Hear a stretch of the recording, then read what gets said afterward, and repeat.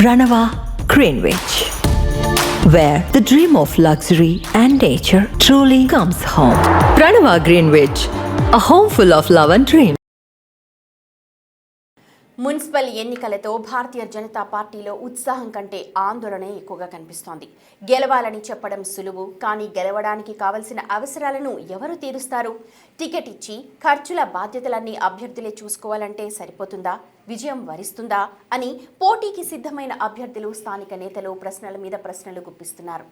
సర్పంచ్ ఎన్నికల్లో గెలిచామని సంబరపడిపోతున్న బీజేపీలో మున్సిపల్ ఎన్నికలకు సంబంధించి ఆ మాత్రం ఫలితాలు కూడా దక్కుతాయి అన్న నమ్మకం కనిపించడం లేదంట. అసలు ఇంతకీ మున్సిపల్ ఎన్నికలకు సంబంధించి ఆ పార్టీ గ్రౌండ్ లెవెల్లో ఏం జరుగుతోంది?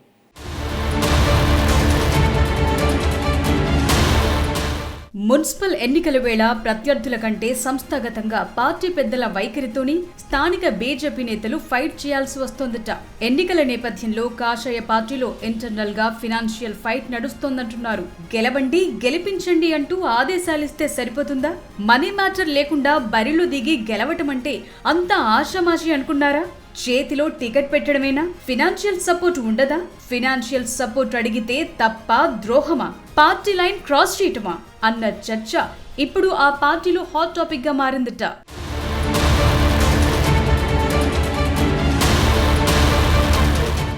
అంతేకాదు, ఫండ్ లేకుండా బరిలో దిగలేమంటూ రాష్ట్ర క్యాడర్ నాయకత్వానికి స్పష్టమైన సంకేతాలు పంపారన్న టాక్ వినిపిస్తోంది. ఇప్పటికే ఖమ్మం, నల్గొండ, వరంగల్, సంగారెడ్డి లాంటి కొన్ని కీలక జిల్లాల్లో పోటీ చేసేందుకు అభ్యర్థులు కరువయ్యారని, సింపథైజర్లు ఉన్నా పోటీకి ముందుకు రావటం లేదంటున్నారు.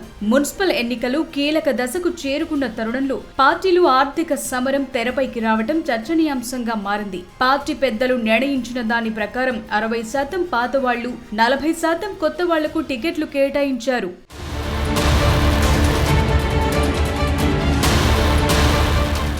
ఇక్కడి వరకు లెక్కలు, వ్యూహాలు బాగానే ఉన్నా అందుకు భిన్నంగా గ్రౌండ్ లెవెల్లో క్యాడర్ ఇన్సైడ్ లెక్కల ప్రకారం వారికి 60 నుంచి 70% టికెట్లు కేటాయించిన పాత నేతలకు ప్రచారం చేయాలంటేనే భయం పట్టుకుందట.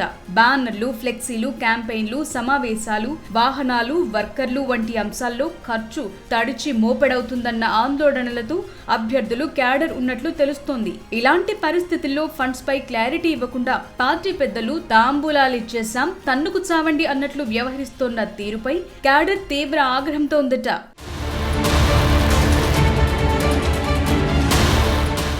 ఎన్నికల్లో ఖర్చు పెట్టే వాళ్లకే రాజకీయమా? ఖర్చు పెట్టే వారిని పార్టీ పరిగణలోకి తీసుకుంటుందా అని కాషాయ దండు మండిపడుతోందట.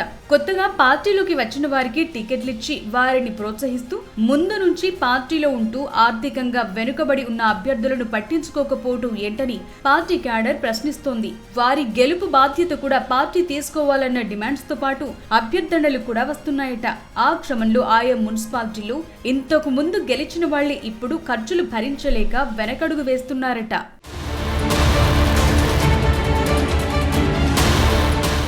టికెట్ వచ్చిన ఎలక్షన్ ఖర్చులు ఎలా భరించాలి? ప్రత్యర్థి పార్టీలను ఎదుర్కొని ఎలా నెగ్గాలి అన్న ఆందోళనలో అభ్యర్థులున్నట్లు సమాచారం. అయితే తాము గెలుస్తామన్న ధీమా వారిలో కనిపిస్తున్న పార్టీ పరంగా ఫినాన్షియల్ సపోర్ట్ అందించండి రాష్ట్ర నాయకత్వంతో చెప్తున్నారట.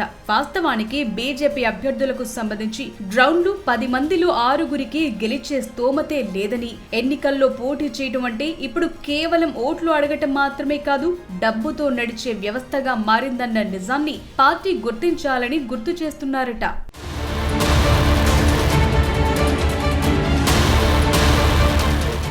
మొత్తానికి ఎన్నికల ముందు ప్రతిసారి పొత్తుల పంచాయతీ పార్టీని కుదిపేస్తోన్న పరిస్థితులుండేవి. కానీ ఈసారి ఈ ఎన్నికల్లో పార్టీలో ఫినాన్షియల్ పంచాయతీ తెర మీదకు రావటం హాట్ టాపిక్ గా మారింది.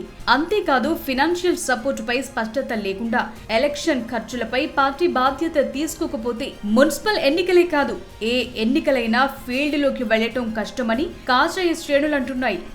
ఆ క్రమంలో అభ్యర్థులకు ఆర్థిక సహకారం పార్టీ ముందున్న అతి పెద్ద సవాల్గా మారింది.